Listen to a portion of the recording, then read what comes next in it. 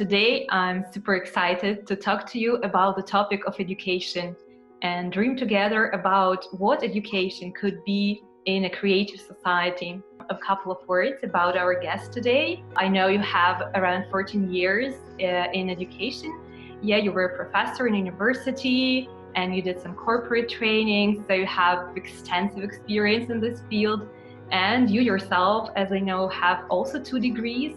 So you've sort of been on both sides of the educational system. How would you see educational system in a perfect society, in a perfect world, in a creative society, as opposed to what is now?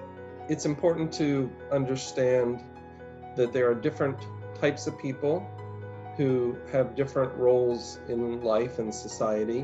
One of the problems is people grow up in homes which are not always ideal, and therefore many children grow up in situations where simply surviving is a challenge.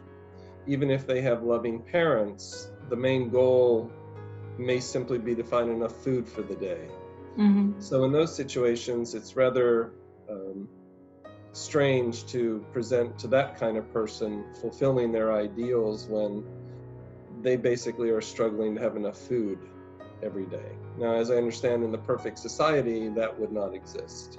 For example, in my country, USA, we have, especially among poor people in the inner cities, terrible dysfunctional families. Mm-hmm. So when the children go to grade school, they're years behind mental development of their peers, and they never catch up, and they end up into a life of poverty and crime.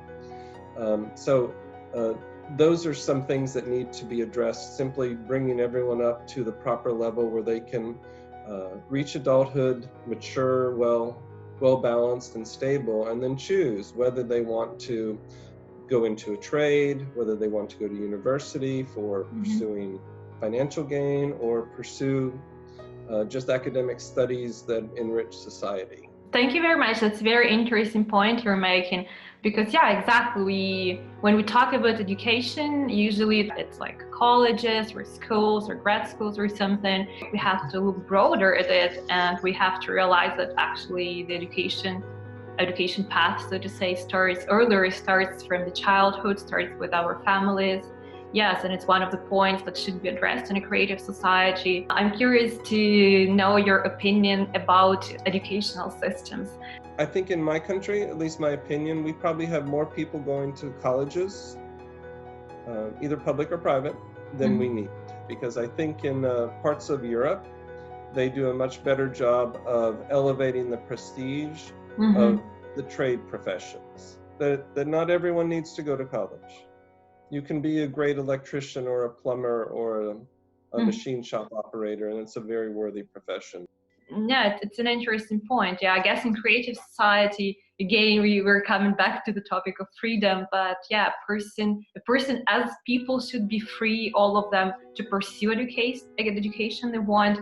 Professions, they should be valued and should be respected, yeah, in a more or less equal way. I think we need to understand that work is not something in the perfect world to be avoided. Work adds value and dignity to the human being. Now the question then becomes, are you working because you just want to collect more and more money or more things, or are you working because that's how God made you, and it's required, and it feels good to have a job and to do it well every day. So that's one point. Our work should be something we do to bring us satisfaction and to help society, not necessarily to collect more things and more money. The second point is that the idea that we should all strive to do whatever we love is a luxury for probably 95% of the people on the planet.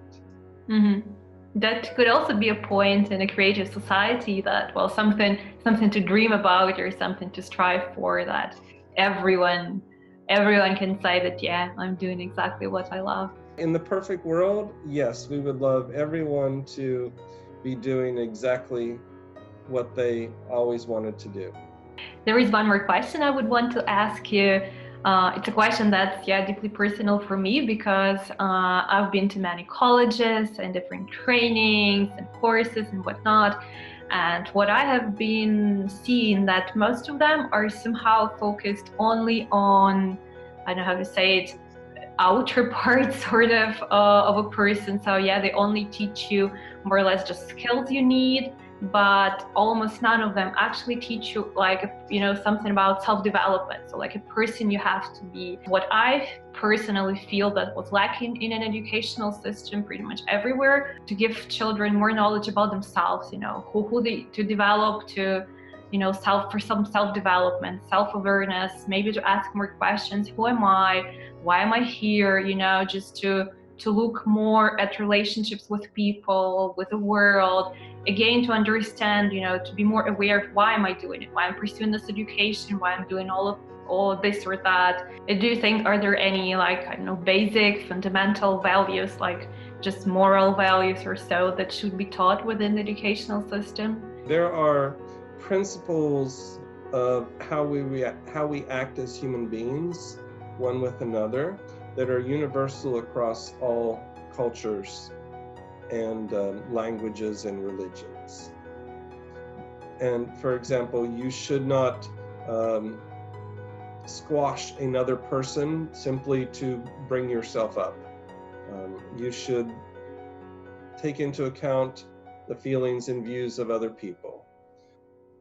You should be a respected member of society and work to improve society. These are questions that transcend different worldviews and religions. So I guess it goes back to the question of, how do we as a society solve these societal issues? Mm-hmm. If we can solve the societal issues, then I think the child will be much more open to these type of questions that you're bringing up. Thank you very much for all your answers. It was very interesting. It seems that we can, just talk about one part of the society, but when we talk about it, we understand that changes have to be made everywhere, and that creative, and harmonious way of living, it should be holistic. It should be everywhere. It should be in all parts of life. It should be available for different types of people, for people everywhere. And thank you so much for your inspiring words and for your ideas and for your examples. Thank you very much. Bye. You're welcome. Thank you. Goodbye.